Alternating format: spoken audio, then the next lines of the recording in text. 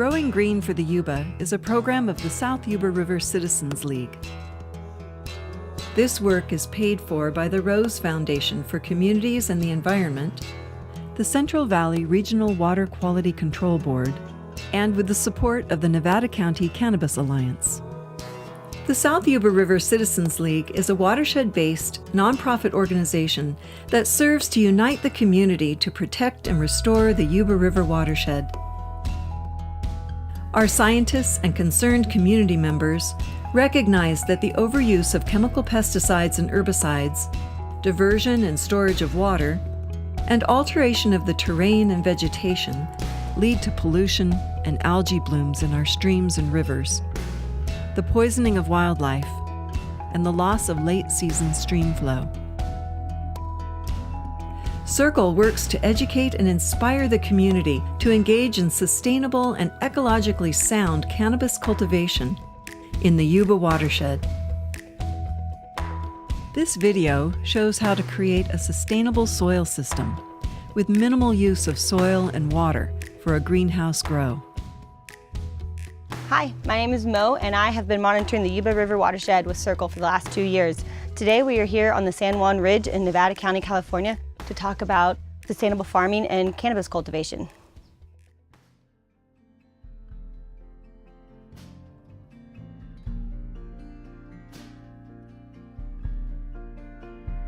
So today we're here with Brian, and we are at Medicine Box Farms. Could you just tell us a little bit about your farm and why you chose to grow cannabis?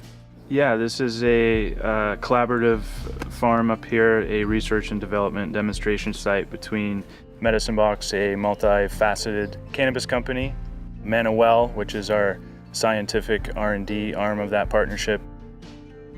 The third partner is the Cladrius Network here in Nevada County.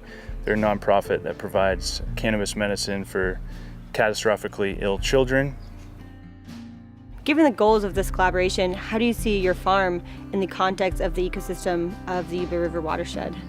I love the Yuba River and the community that we live in, and when we designed this permaculture homestead, we had the ecosystem as well as the local community in mind and designed this with minimal environmental impact. How do you prepare your soil to take care of the plants and protect the environment? Essentially, we are creating a living soil infusion mat in these greenhouses. And we want to add to our soil season after season and year after year, so our soil actually appreciates in value and we can minimize the amount of nutrients that we use and get that nice balance of soil, sun, and water. What is the biggest mistake you've ever made with your soil? Having too much of it, which is not cost effective. We utilize the topsoil, which is the first 4 inches, and that creates lateral root growth, and cannabis doesn't have a taproot like other plants, and it has its scout roots and feeder roots that grow outwards to create that robust canopy. How does building your soil in this method help reduce the amount of water you use? Well, with the minimal amount of topsoil, 4 inches, we're able to treat the whole greenhouse essentially as one large pot. There's actually a layer of plastic underneath the soil, so that creates zero discharge on our watering technique. The canopy actually minimizes the evaporation, has a self-cooling effect in the greenhouse, and we know exactly the right amount of water that we use per day. So treating the canopy as, one large plant essentially, and not individualized pots.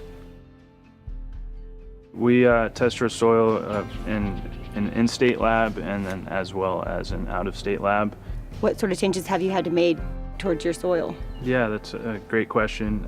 For example, we discovered that our soil lacked molybdenum, and that's a micronutrient that is essential for plant growth. We poured over the OMRI certification and identified what we could use to enhance our tea with that trace element. We want to be able to set up this demonstration site to showcase other existing growers or new growers that are coming into the cannabis space and make it as simple and practical as possible.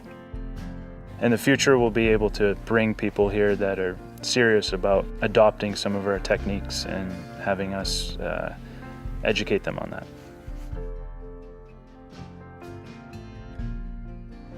Thank you so much for joining us today. I hope you learned a lot. I know I did. If you'd like to learn more, please visit yubariver.org.